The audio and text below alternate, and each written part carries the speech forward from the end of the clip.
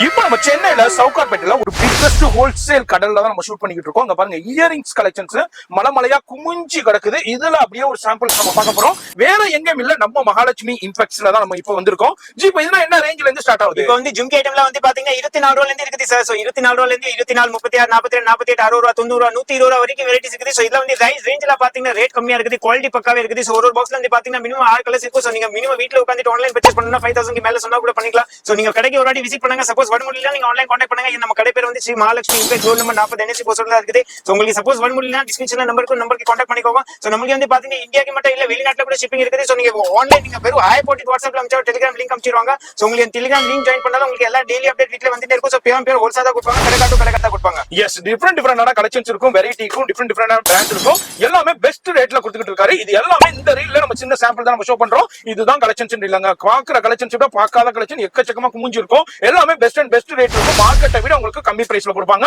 எல்லாருமே அதான் எதிர்பார்ப்பீங்க. ரீல சேவ் பண்ணிக்கங்க. போன் நம்பர் டிஸ்ப்ளேல இருக்கா, அட்ரஸ் எல்லாமே கீழே டிஸ்கிரிப்ஷன்ல இருக்கு. இதோட ஃபுல் வீடியோ மட்டும் சொல்லுங்க சேனல்ல இருக்கும். ரீல சேவ் பண்ணி பேஜ் ஃபாலோ பண்ணி மறக்காம சப்ஸ்கிரைப் பண்ணிக்கங்க.